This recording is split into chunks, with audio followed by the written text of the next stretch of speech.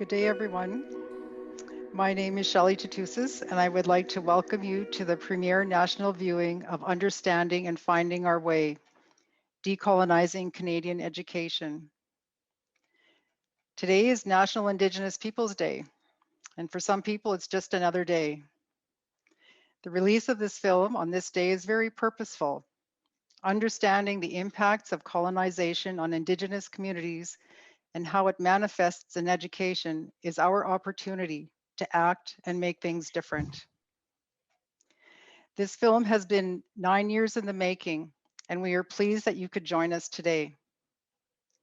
From the beginning, we knew this would be challenging and sought out the guidance of Elder Mary Lee, whose prayers and offerings of protocol on behalf of this work has grounded us. She is here today to open and close our session with a prayer. Welcome, Elder Mary. Thank you. Shelley. Welcome to everybody, and thank you again for allowing me to join your circle today. I've offered tobacco for our session today, so everything will go well for us. This is not the end, definitely. This is the beginning to empower what's yet to come for this program, what you've been working on. I've supported you, I know, but you did all the work. So I want to thank you for allowing me to be part of the work that you've done so far. And today is a big day for us. It's a National Aboriginal Day. I was up 6 o'clock this morning to go and set up a teepee at St. Mary's School. I had all the women teachers came out, and I think there was about 20 or 30 of them. So it was like, it wasn't work, it was just fun to be together. So that's what we did today. And they were going to celebrate today over there. So it's an honor for me to do that with other women. It's really in my heart to share that teaching with other women. So again, I always put tobacco down, because that's what we do whenever we use the old people's teachings that left us to voice their teachings, to carry on, was their hope that we would carry on, and we are to this day. And thank you again for asking me to join you 9 years ago to work with you, to walk with you in this program. And Askumon.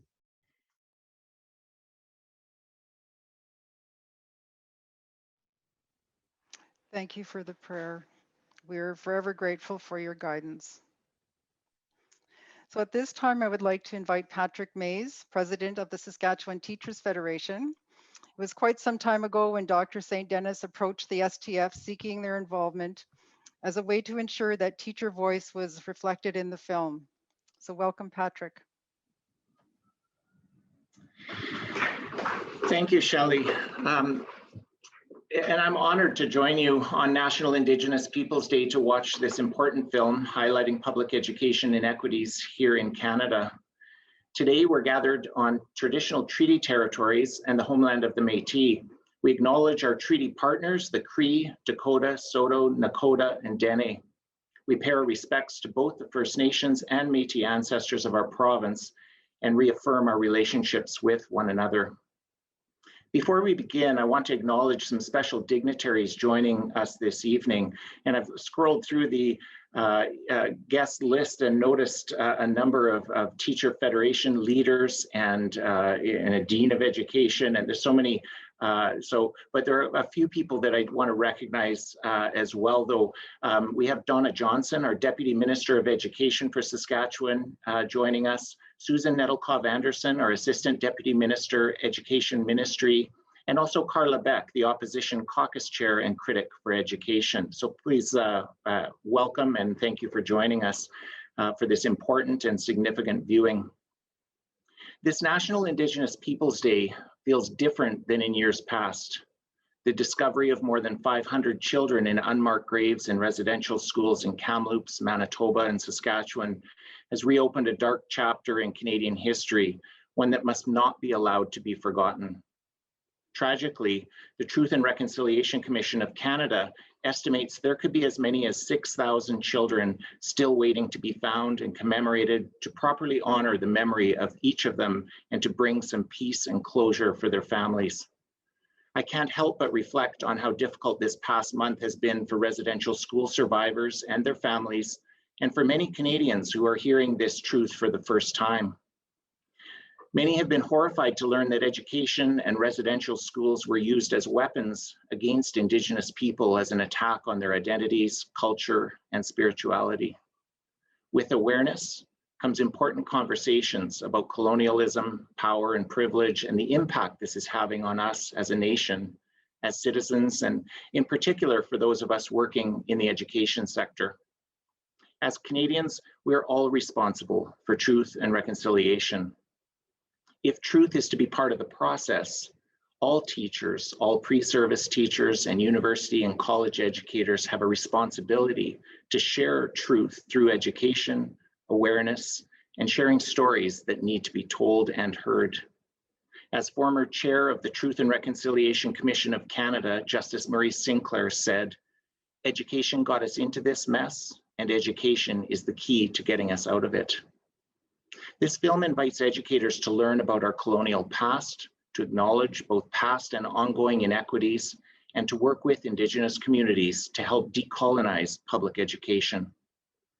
As the professional organization representing Saskatchewan teachers, the Saskatchewan Teachers Federation is committed to truth and reconciliation. In 2018, a resolution passed at Council affirming our commitment to contribute to the calls to action. And this commitment was reaffirmed in our strategic plan, Direction 2025, which states, "The Federation acknowledges the Truth and Reconciliation Commission calls to action and commits to furthering the work of reconciliation in order to improve the experiences of all teachers and students in Saskatchewan." We are humbled to support this film and Dr. Verna St. Denis in her work to decolonize education. To those who don't know Verna, she's an amazing woman, teacher, and an internationally renowned scholar in anti-racist education. She produced the film in partnership with filmmaker Alison Duke and through the support of Dr. Jennifer Simpson and the Universities of Saskatchewan and Waterloo. The Federation is honored for this opportunity to work alongside Verna, Shelley Tutusis, Elder Mary Lee, and local Indigenous leaders and educators. The film we're about to watch shows the profound impact colonialism continues to have on students today. The Federation can assist by helping teachers learn how to teach through an anti-colonial lens and by recognizing and affirming our own responsibilities in responding to the calls to action. For many, the biggest challenge is often a lack of confidence and uncertainty about where to begin and how to do this work respectfully. The process can feel messy and uncomfortable. I mean, aren't teachers supposed to have the answers? Well, not necessarily. Teachers often teach subjects where we aren't the experts. Questions and inquiry are all equally important parts of learning. We don't need to be the experts, but we are responsible for ensuring that what we teach about Indigenous people is accurate, inclusive, and respectful. Using a student inquiry approach might be helpful as it allows teachers to learn alongside students. Indigenous people can't, nor should they be expected to do this work alone, and teachers aren't alone either. There are many elders and knowledge keepers and communities who want to support teachers in incorporating Indigenous ways of knowing into the curriculum. After the film airs tonight, you can access and view it on the STF website. The Federation is creating professional learning resources and discussion guides to support teachers interested in learning more. The National Center for Truth and Reconciliation also has a number of educational resources for teachers. Thank you again for inviting me and for trusting the Federation to support you in this work, Verna. What you have created here is so important and special. Thank you for everything that you've invested emotionally, physically, and spiritually to improve things for a new generation. I'd like to close with another quote from Senator Murray Sinclair, which he shared when the Reconciliation Commission concluded. and which is especially fitting now. He said, "We have described for you a mountain. We have shown you the path to the top. We call upon you to do the climbing." Now it's time for us to put those words into action, to do our part to make sure that every child in public education matters. That would be a legacy that we can all be proud of. Thank you. Thank you, Patrick. Yes, I think we can agree that decolonizing education, the education system will require that the teaching profession learn about the colonial past and reflect on how the system and their roles in the system have created spaces of exclusivity. Teachers who have done their own personal work and reflection have been the most effective in creating responsive educational spaces for students. And this is what we are so hopeful about, this journey. We have a choice to make things different in education and for the lives of many Indigenous peoples, for all Indigenous peoples. We know that the STF continues to be committed to support professional learning opportunities and also the development of a discussion guide to accompany the film. And in addition to the profession, we have other partners. So we look to our education programs who also have a role in designing and delivering programs that address the impacts of colonization. And at this time, we have Dr. Jackie Ottman, the Vice Provost of Indigenous Engagement at the University of Saskatchewan, and Dr. Dawn Moline, the Associate Dean of Undergraduate Programs in the College of Education, with us to say a few words. I'd invite Dr. Ottman first. Thank you so much. And I also would like to recognize the territories that we're on. And we may not all be on Treaty 6, but I am on Treaty 6 territory in the homeland of the Métis. And this is such a momentous day and it is a film that I think will have people thinking long after it's seen, and I so appreciate that it is being shown on National Indigenous Peoples Day, a day that that I feel we should reflect and also appreciate the accomplishments of Indigenous people like Dr. Verna St. Denis. And Dr. Verna St. Denis has been just a true inspiration to me ever since I entered into graduate school within the College of Education at the University of Saskatchewan in 1999. And so it was soon after that I entered the college that I just met Dr. Verna St. Denis, but also learned of her area of research and writing. And I was immediately compelled to anti-racist education as a result of her work. And it has been a very strong part of my work ever since then. Actually, there's another teacher resource, and it's called Our Way is a Valid Way. And I had the fortune, the privilege of being a part of the development of that teacher resource. And my one contribution there were other contributions, but was ensuring that there was an anti-racism, anti-oppression component to that particular document. And of course, we did draw upon Verna's work for that particular portion. Again, I just, in all the work that I've done from course outlines, whether it's undergraduate or graduate or leadership workshops, there has always been an anti-colonial, anti-racist, anti-racism, oppression component to all of the work that I've been a part of. And even in my role right now at the University of Saskatchewan as Vice Provost, we've started 2.5 years ago, an anti-racism, anti-oppression committee that Verna is now heading. And I appreciate the title of this film, you know, which is Understanding and Finding Our Way. And I hope that people will consider that particular title as you watch the film today. Understanding and finding our way.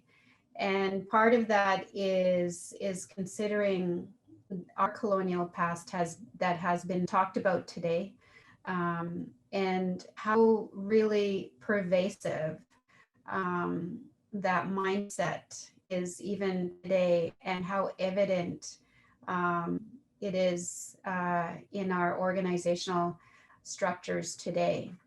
And we get into conversations about systemic racism, right? And how can we challenge systemic racism, which is not an easy thing to do. But so, you know, this film inspires that kind of thinking. And there's a Pueblo scholar, a Tiwa scholar, his name is Dr. Gregory Kahede, and he says in one of his books, we move mountains by first moving ourselves, right? And so again, I encourage you, as you're watching this video or this film, sorry, to consider your role as an educator or an educational leader in this very, very important work. And I do believe that it requires a community to challenge racism, to challenge colonialism. And so my day started off by stepping outside, and soon later across the street, and I'm on Spadina Crescent East, there was a class, there was just these children, students, they were all wearing orange t-shirts, and they were blowing on trumpets and making all the noise that they can, drawing attention to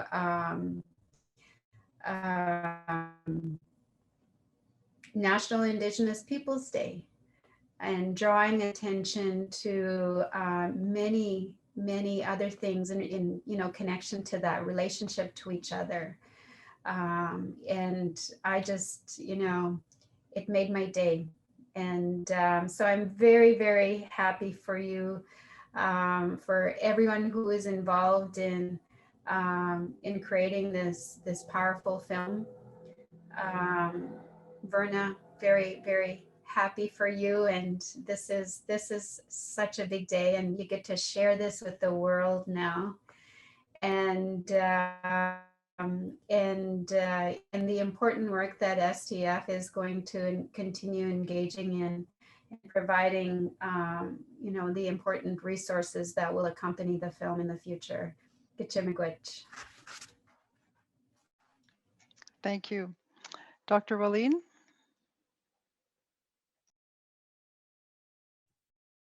Oh, well, thanks everyone. Good afternoon.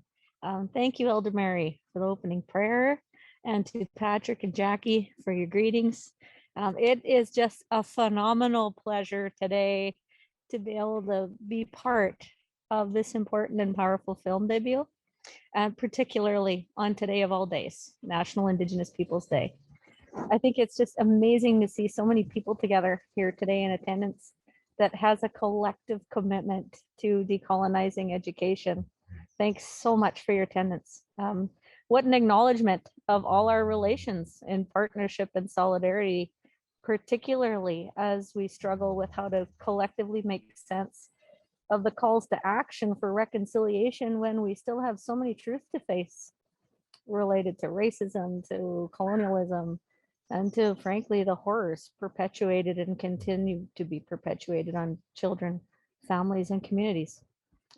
So I'd like to first commend the tremendous effort that's gone into the creation of the film by Dr. Verna St. Denis as the director slash producer. I guess we'll have to get her autograph now, I think. To Shelley, to Elder Mary Lee, to the Saskatchewan Teachers Federation, and all those are part of the work. I had the opportunity to attend a screening of the film earlier, and I think all of you are going to find it's an absolutely excellent resource for sparking dialogue on the need to decolonization in order to more positively impact the lived experience of Indigenous children and youth in our education system. In my view, though, the film has the potential to be used as a multi-sector resource inside and outside of the school, different age levels, different staff and faculty groups. It can be augmented with so many different questions for multiple audiences. I think you'll agree. But what also resonates really clearly in this film for me is that teachers are fundamental to making the changes that need to occur in education and in society. It's their commitment to creating safe and inclusive spaces for all children. It's their commitment to truth talking in their classes related to our colonial history and its impact on the contemporary experiences of Indigenous peoples. And it's their engagement with anti-racist, anti-oppressive, and anti-colonial practice that's going to be key to changing societal assumptions that still exist and to uplifting indigeneity in ways that helps us all build reciprocal relationships of respect and trust.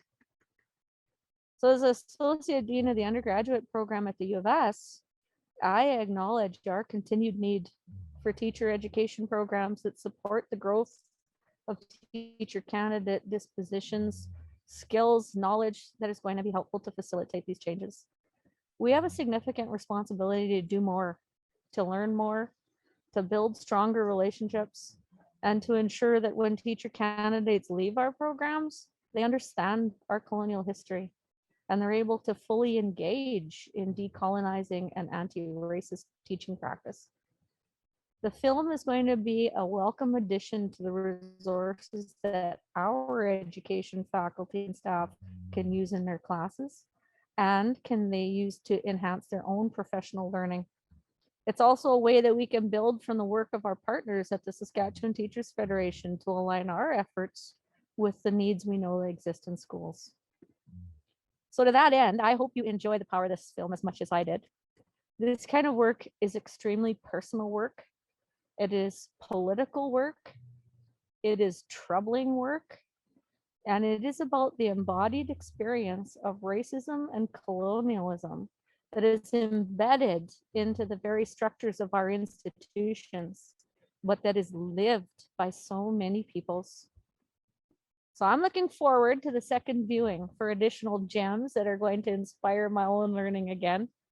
And Verna, to close, for all you have done to make a difference for Indigenous children and youth, to change our systems, I uplift my hands in gratitude for your decades of work. Decades of work. Not saying how old you are anymore, but to challenge, to resist, and to change our system. So it's a true celebration today on National Indigenous Peoples Day. And I hope you recognize it's also a celebration of you on National Indigenous Peoples Day. And congrats again to all of you who supported this work, because it will help leave behind a legacy for truth talking that helps us reconcile our relations. Thanks. Thank you. So I'm going to invite Dr. Jennifer Simpson to speak to her, how she has been involved in the project from the beginning. Dr. Simpson has over more than 20 years focusing on higher education, race and equality, critical theory and pedagogy and communications.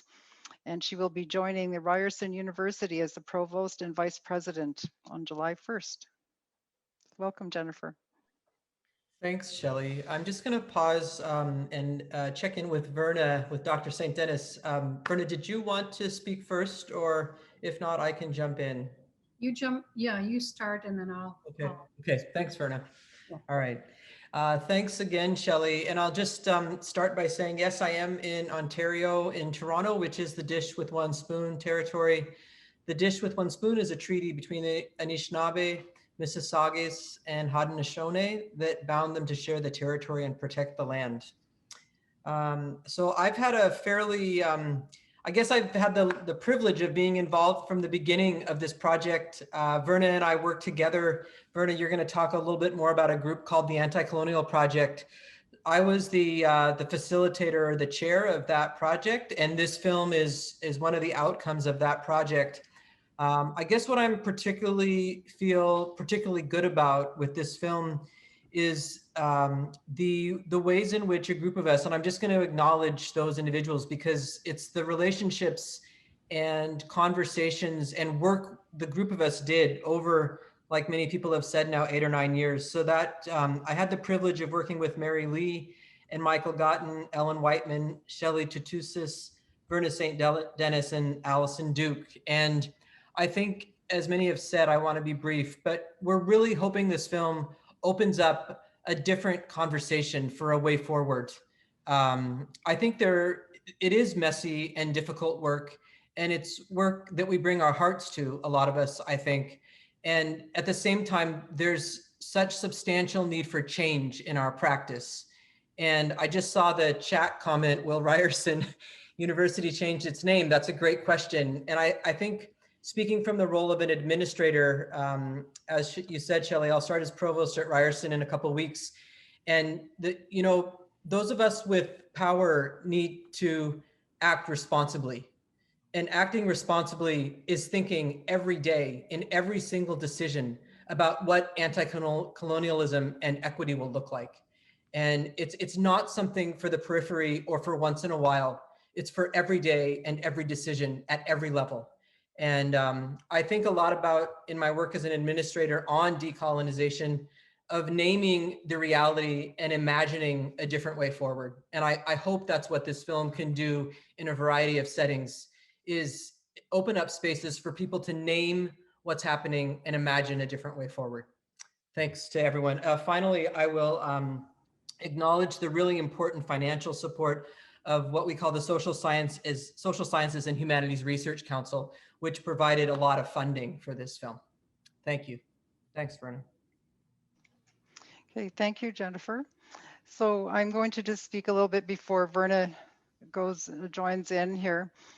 So this day has been a long time coming, and the vision of Dr. St. Denis has come to fruition as she continues to lead us, just as everyone has said, challenge us and guide us to new understandings in the areas of culturally responsive education and anti-racist education. Verna's commitment to this work is valued beyond words. She exemplifies a common element of Indigenous ceremonies, which was that sacrifice. When we participate in ceremonies, we are typically seeking wellness, mental, physical, spiritual, and emotional wellness for others and our communities. Verna has done this by creating a legacy of knowledge that we can bring to our educational spaces. Our role is to humble ourselves and to learn how we can carry this work forward so that our students can experience an education system that is free of barriers and is healing. Verna's work as a teacher, researcher, and community engaged scholar is about combating racism and making education a safe and meaningful space for Indigenous people. This is needed more than ever as individuals and systems navigate how to address the loss and lack of humanness in their spaces. And I think the questions that are being asked here today about how to bring that back and to address the truths, address the things that have happened in history,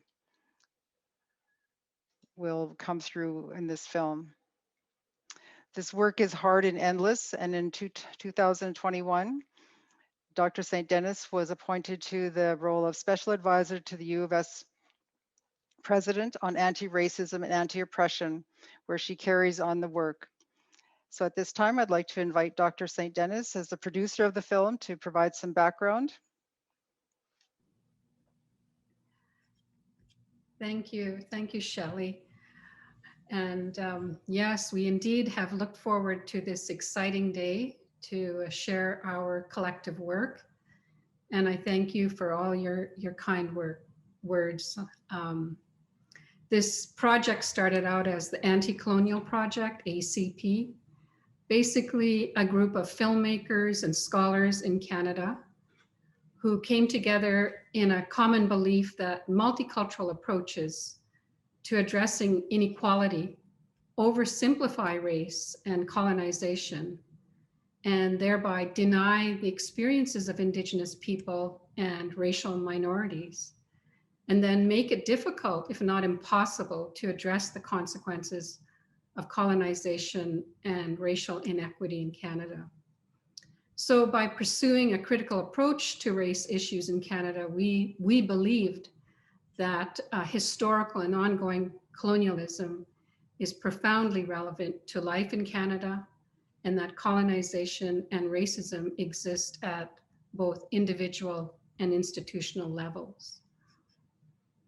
The partnership with STF has been an amazing experience, and I do have a long history of working with STF. I feel especially proud of the authentic and meaningful process of community engagement that we embarked upon. And although community collaboration takes time and life happened along the way, we did take the time to do the research together. We held the focus groups together. We analyzed the data together. We spent 2.5 days workshopping the storyline, the myth, the truth, and the hope, always guided by and with the support of Elder Mary Lee. I would especially like to thank the STF staff, past and present, who have remained committed to this project, especially Shelley Tatusis, Michael Gatton, and Ellen Whitman. Finally, I would like to conclude by thanking my family, my friends and colleagues, and all the important teachers I've had the pleasure of working with throughout my lifetime. Thank you. I'm just going to mention some of the community involvement. Community involvement has been central to this film. We've drawn on the expertise and guidance from the community, starting with Elder Mary Lee and her daughter, Gloria. The Cree translation was done by Neil McLeod and spoken by Davis Horse with the guidance of his Kukum Ira. Davis is from the Thunderchild First Nation, whose fluency in Cree is admirable for such a young man.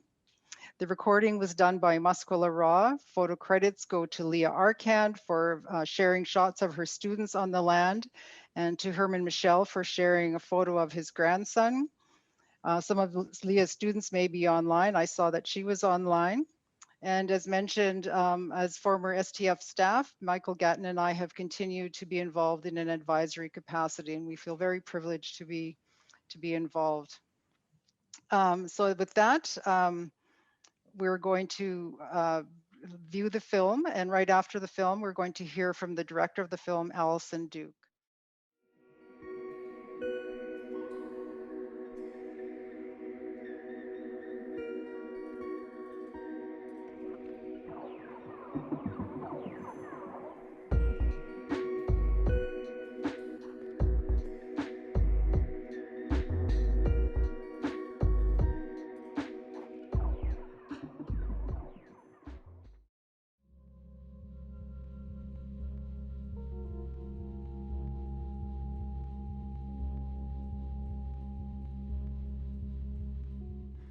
Well, schools are such a central and important institution in our society. It is mandatory that all citizens go to school from the age of, kindergarten to 16.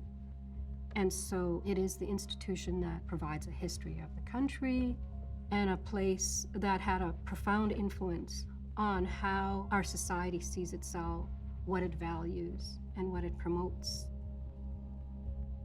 Schools are identity-shaping institutions. Maybe the most powerful, or one of the most powerful identity-shaping institutions. We have kids that spend somewhere around 13,000 hours in public school, and they are shaped by that process. They are, I do this in class, right? This is 13,000 hours.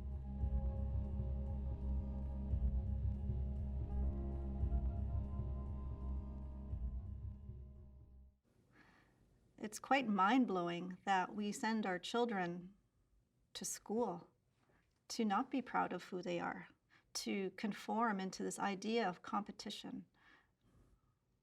I think the form of education is a type of entrapment of persisting and upholding the colonial rule. That's what I think education does. Western science and Indigenous ways of knowing are two separate knowledge systems. schooling was really all about developing the mind. But for us, it's about developing the 4 dimensions, mental or emotional or physical or spiritual aspects of who we are, which is a little bit more complex.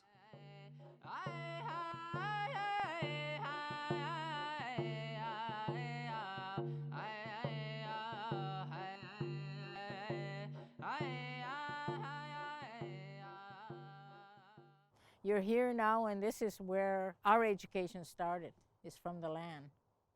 It's what you see. The buffalo has always been our main source of education, taught us about perseverance, taught us about survival.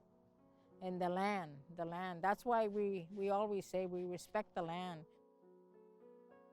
We're going towards where the buffalo jump still is and was years ago. You can see the land how it is. It cuts where the buffalo used to run, you can actually see. And then there's a steep drop right down there.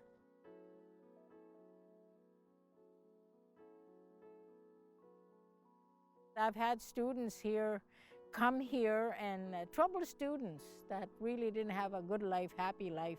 There's teepees over here. We go over there and we cook and we eat. Sometimes takes a couple of days, and then the laughter comes. They're not angry anymore. They're happy because that sense of freedom, even for that little while.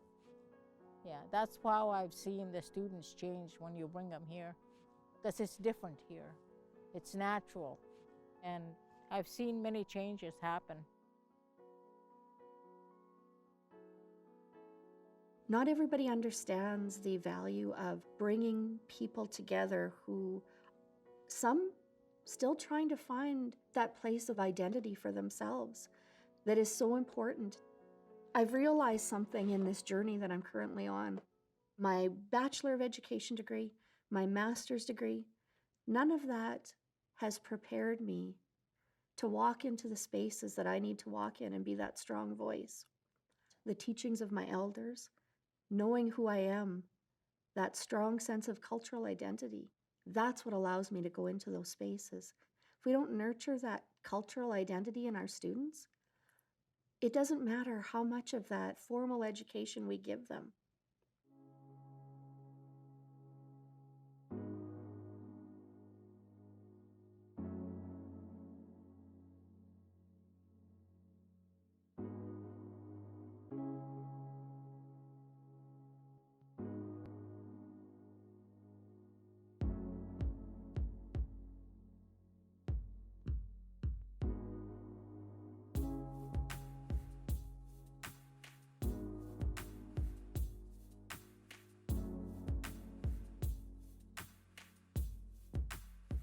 Education is reluctant to teach about racism against Indigenous people and Indigenous rights and sovereignty. Instead, education has remained silent, and it works to erase, deny, and minimize colonialist practices, both past and present.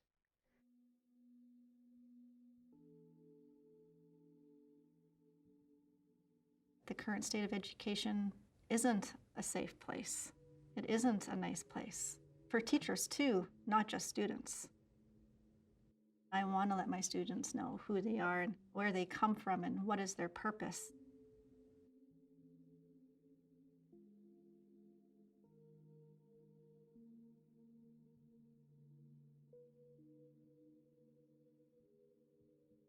That learning's just maybe a little bit different, but I'm going to try my very best in paralleling Indigenous thought and ways of knowing and being into my classroom.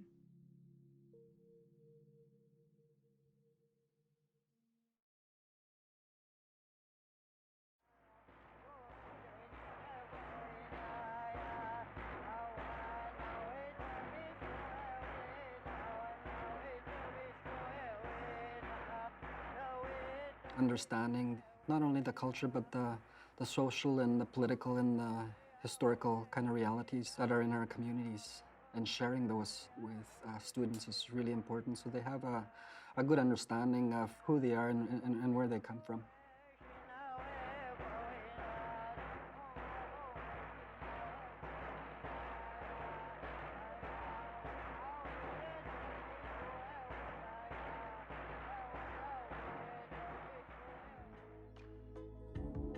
kiaskeo at samun.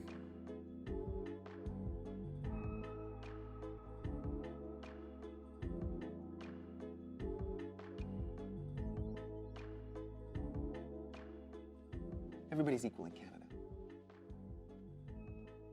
Canada does not have a race problem. And education is the great equalizer. These are three really powerful discourses. And it's all lies. I mean, it's identifiably untrue, both historically and in the present. That belief that education is an equalizer, I think, can also encourage blaming the victim, because it also makes an assumption that education is neutral, that we just pass through this neutral institution. In that way, then it enables blaming the victim. If you did not make it through, then you didn't try hard enough.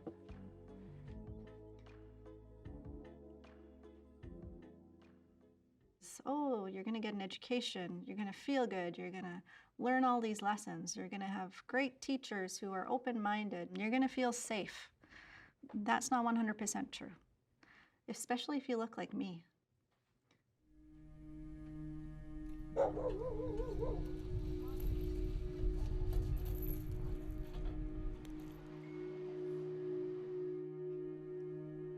So you've had a week at home? Yeah. And that was good? Yeah. How do you feel about going back? I'm not excited. You're not excited? No. What changed? I don't know. When you heard your parents talking about being scared and stuff, do you ever feel that way? Yeah. Because, like, sometimes I think that, like, it's gonna be me next that ends up in the river. Really? Why do you think you might be next? Because I'm Native. So you just don't feel safe? No. There's some people that don't like us.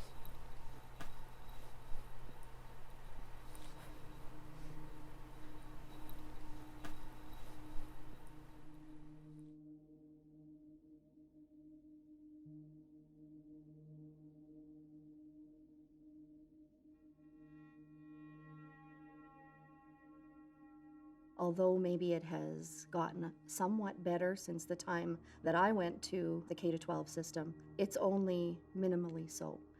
We continue to have spaces, I think, in our classrooms where our Indigenous students, our Métis and our First Nation students, don't feel their voice is valid. They don't see their culture, their languages represented in what they're learning.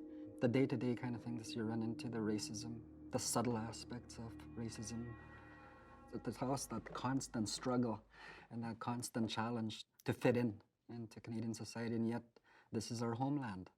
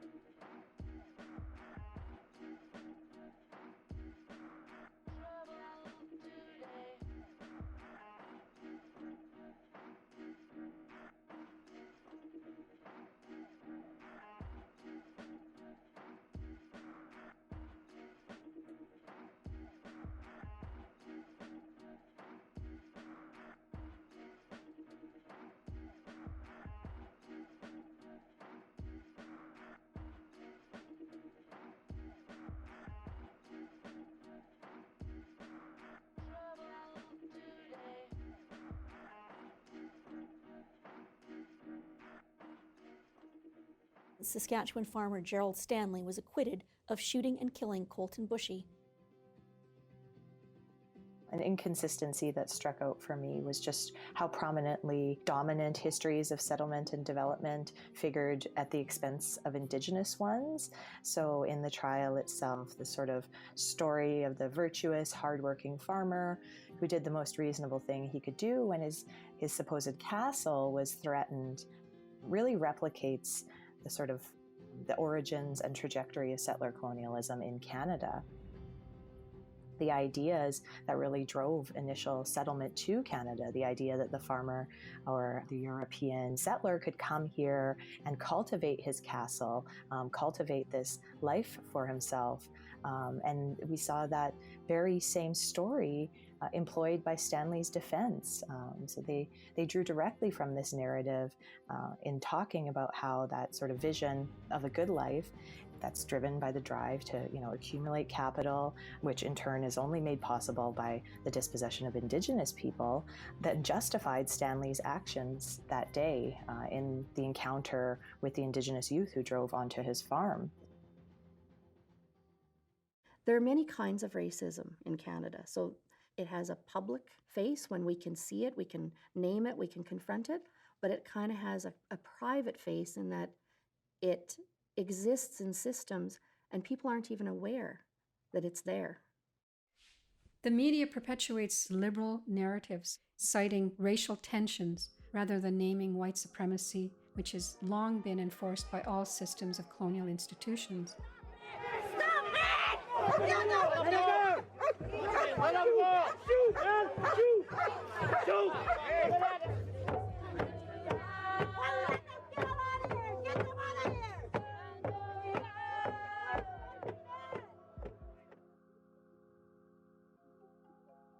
Through the media, through the health services, through justice, through education, through social work, the high level of apprehension of Indigenous children, the high incarceration rate. Almost on a daily basis, we see evidence, the racial inequality that detrimentally impacts the social, political, and economic well-being of Indigenous people.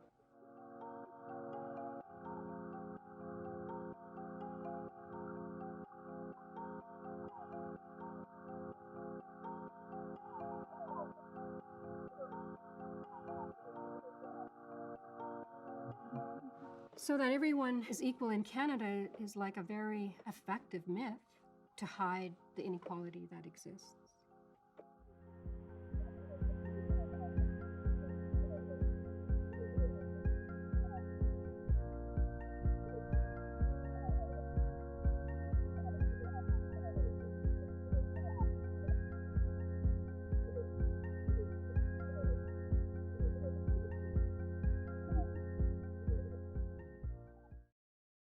What's the first thing that new immigrants to Saskatchewan learn? Like, how long does it take them to learn the racism that we have towards Indigenous peoples? What's the study, 3 weeks? I mean, often it's the cab ride from the airport, right? Where they're told, don't put your kids in school here, right? This is the kind of neighborhood you want to avoid. These are the places of the city to avoid, and here's why. Right? There's no class this is the air that we breathe, right? We'd like to think that those race problems are kind of in the past. And then we're shocked as we realize, as we tease that forward to the present, those implicit ways that race continues to play a role. But that's our history. It's not an aberration. It's in fact how our nation is built, the language that our nation is built on. The root of the problem is whiteness.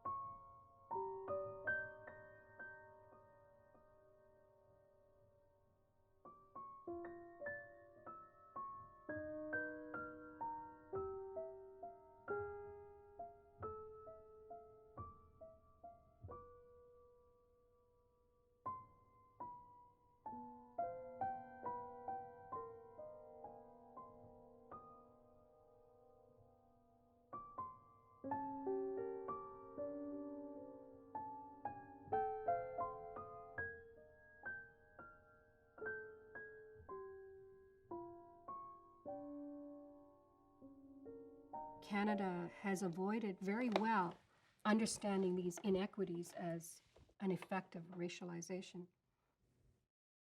I think it's partly because they don't really want to look and accept the past. They can't believe that they're associated with like early settlers. Canada has admitted its sin. It's really important for the people to address that sin too as well. If they were to address this idea of racism, Indigenous peoples, for example, I'm willing and wanting to move forward. So forgiveness, as I've been taught, is the only way to move forward. And let's see where we can go from there. I think like taking responsibility, like going beyond, I'm sorry, owning that history, and be willing to make changes within their institutions, within how we educate. Truth and Reconciliation is asking Canadian people to look at their history, to look at the history of residential schools. What is the ideology? What is the policy? And what is the thinking that made it okay to terrorize our people? I'm thinking back to the Truth and Reconciliation Commission, and I'm thinking about Justice Verna St.'s words. It's not important that you think that reconciliation will happen. It's important that you think that it should happen. The starting place, I think, is a change of heart. And I think that starting place, that changes everything. I talked to teachers, they said, you're still teaching our Canadian history from the perspective of Europeans, whether you know it or not. You can tell your students who those first Europeans were who came to this land by name, but you cannot name the people they met.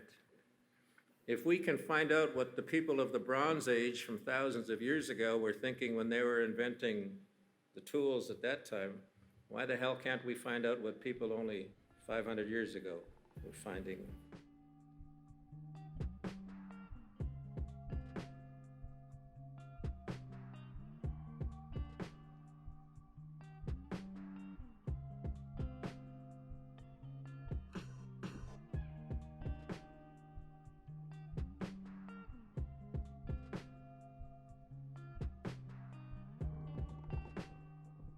We talk about treaty and treaty relationships. It's not, in that limited sense, only about dates and names and reading scripts. It's deeply about, I think, the future. My hope, when I think about education writ large, is that we would deeply enable our students to think of themselves meaningfully as treaty people, that they would see education as a means to begin to restore the relationship. The mandatory treaty education is important.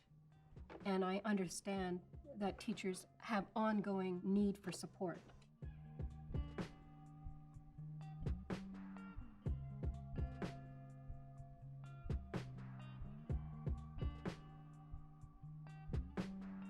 Dapwewin.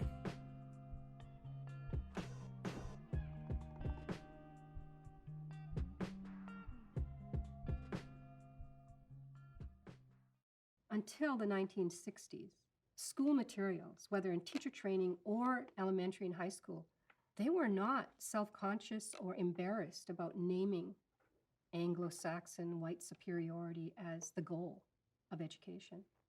Part of the way we challenge that is to perhaps expose its commitments to, if you look at the documents, white superiority. Here.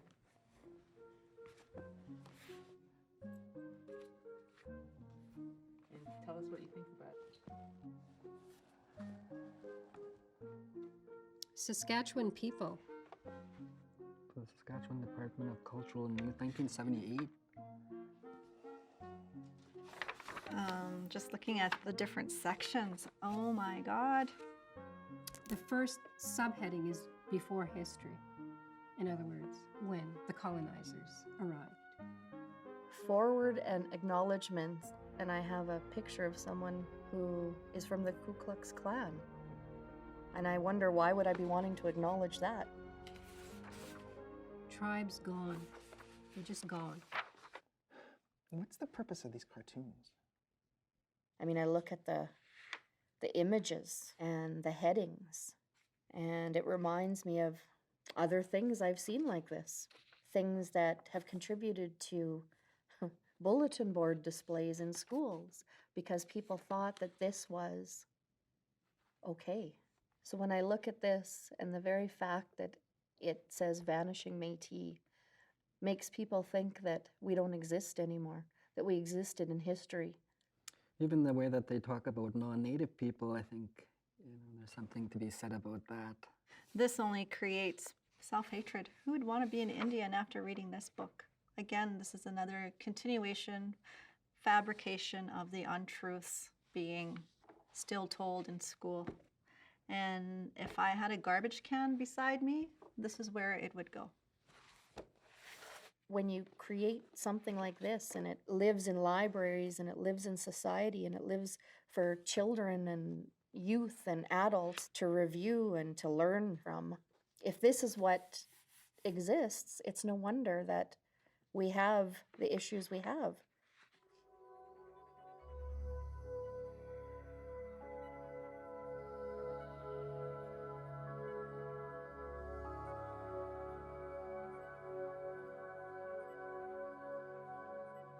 Are we doing a good job promoting diversity, but in a respectful, appropriate, kind way?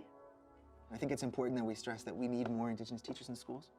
Systemically, we need to address that partly by absolutely massively increasing the numbers of Indigenous teachers, administrators, directors, I think at all levels, we need much more.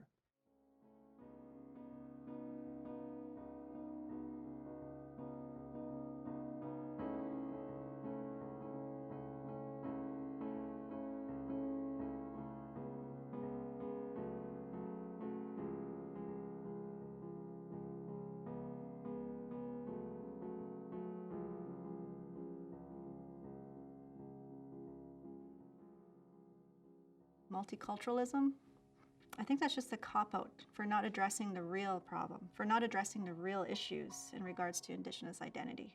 This is our land. This is our home. Multiculturalism is limited in that it's about the other. We also need to look at how dominance is set up and reinforced, and who gets to appreciate another culture. And so what is the dominant norm? That we're judging some cultures as different and others as just everyday. O Denis gan e de damuin.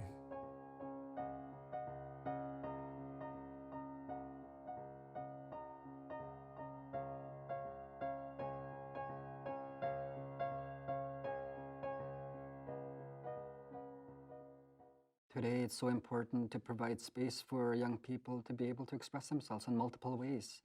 For me, it's that constant reflecting back. You know, what was it about being out on the trap line that makes me who I am as an Aboriginal person? What I see happening at one of the schools here in Saskatoon, there's a Métis cultural program there, the first ever. It never existed. And so that's a hopeful place for me.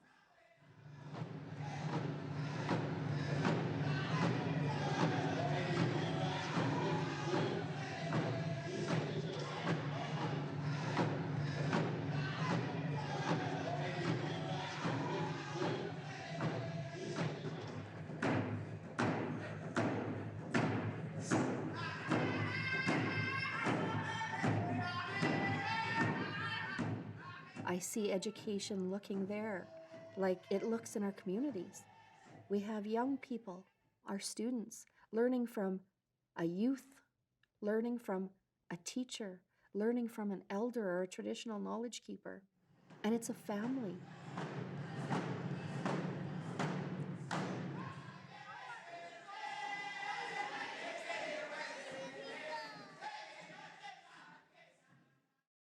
More and more schools have started adopting land-based education, particularly schools with high Indigenous populations.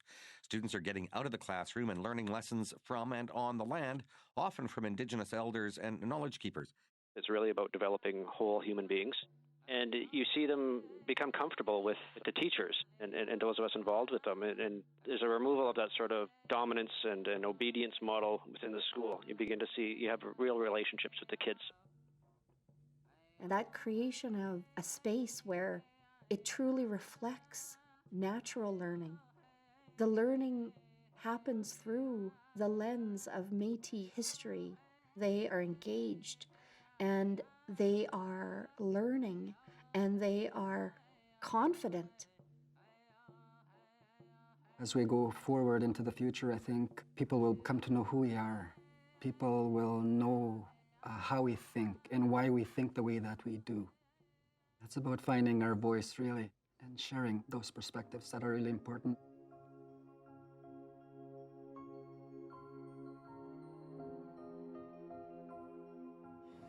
I think art is really powerful, and it has a voice for the silent, and is able to not only interrupt, but also leave the door open for good conversation. In our classroom, we talk about issues of racism and oppression, decolonization, how we begin to decolonize. And what we try to do in our classroom is just try to interrupt it and saying, you have the four walls, but can those four walls be taken down? Can we begin to connect to our communities? And if it's reconciliation work, it's not just textbook work. Like reconciliation, it should be in action. One of the big themes in her art is land and use of it, and how what we do impacts the future.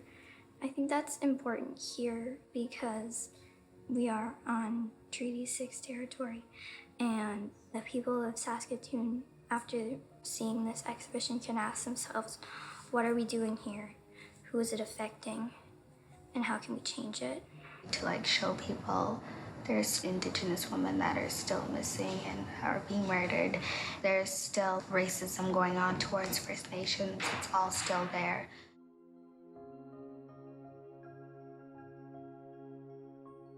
Aside from content, the big change that I see happening, certainly on our campus and in our program, is the relationships. There are so many opportunities on campus to engage with Indigenous peoples, and it's not normal, but it's becoming more normal. And so we'll see if our schools and our educational leaders have the courage and the moral bearing to look at what their history has produced. You have to name the problem, accept that we have this problem before you can find your way out. Life is a lot faster than when I was a child. Today, our youth struggle because sometimes they don't have the time. They feel they don't have the time. We should honor the young people. We need to embrace them and honor them. They need to have a voice.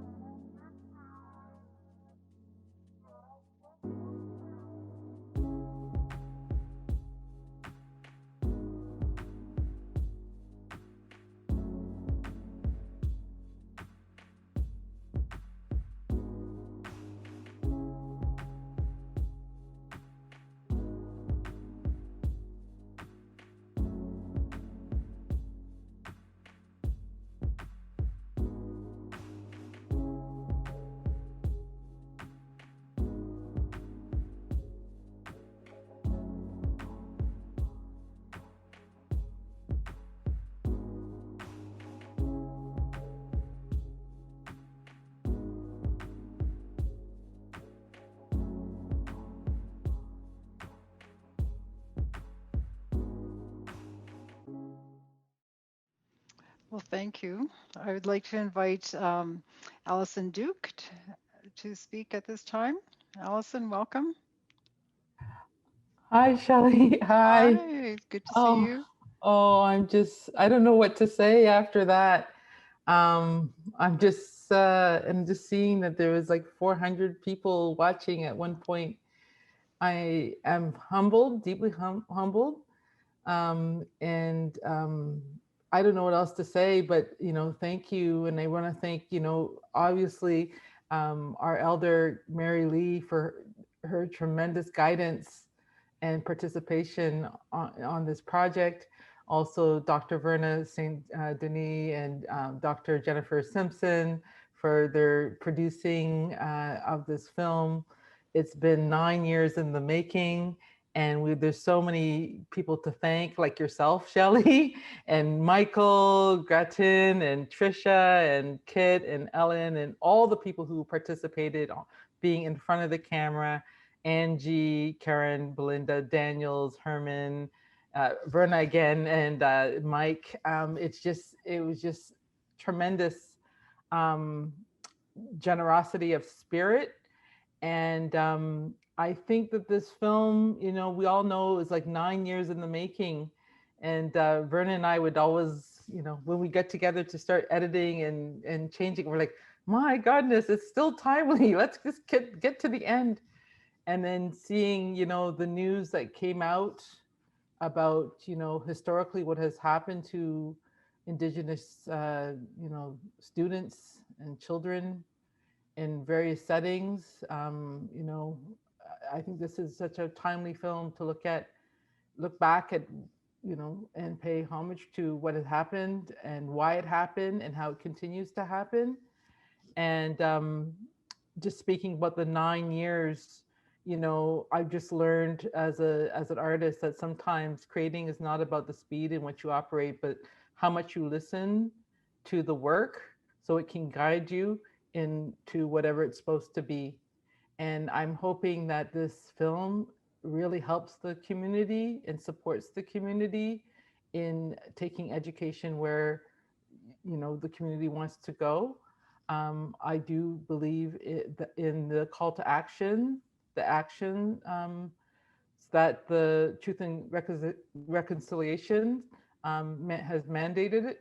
And this film is, I think, speaks to, I think it's number 86 out of the 94 calls to actions, what the media should be doing in terms of education, the types of films that should be made about,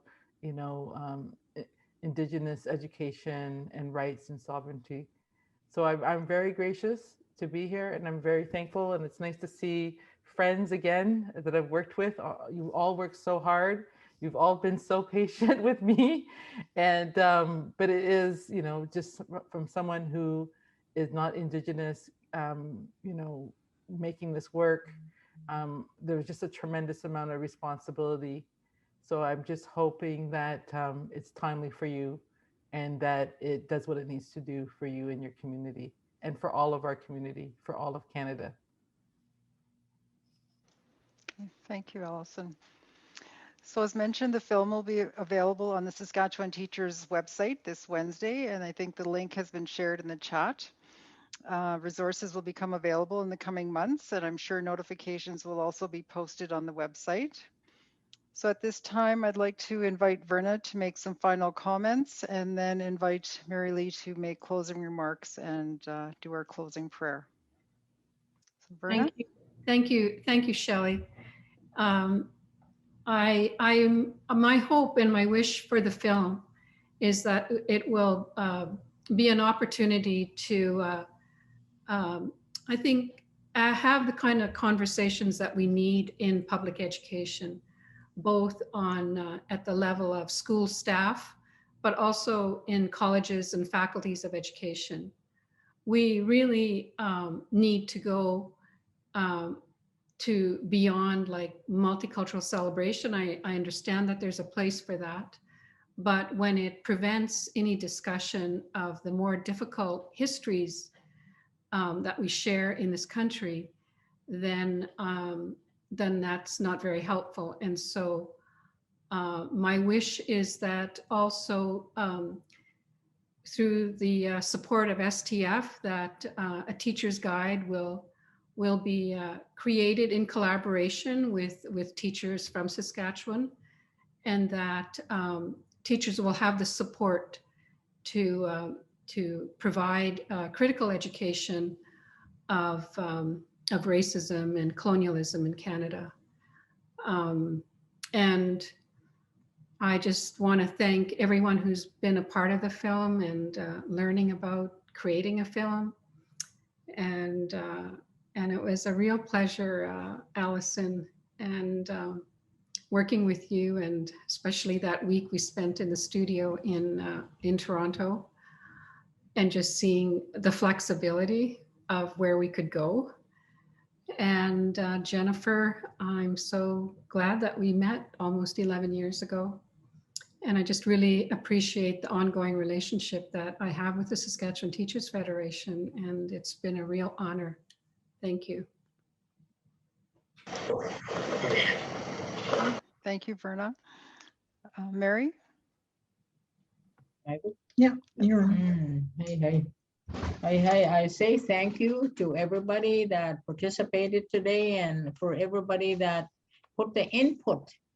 To me, I look at it now, we started 9 years ago. What perfect timing with all the stuff that came out recently. Perfect timing. And it's good to teach the teachers about history. A lot of them don't get that from the university level. So this is going to be like an eye-opener for a lot of them to hear and to listen and to see a lot of the stuff that you put in there. And I also want to sincere thank Shelley for being patient with me sometime. And then Verna, thank you again for including me in your circle. Hi, Nanaskomon. So we say a thank you prayer. Thank everyone for joining us. And those of you who are looking for resources, please reach out to the STF or other professional organizations if you are in a different province. And we all know where Verna is. I think we need to be taking classes from her. So thank you for joining us today, and good thoughts and good wishes going out to everyone. Okay. Okay, Thank you. Thank you, Mary Lee. Thank you. Thank you.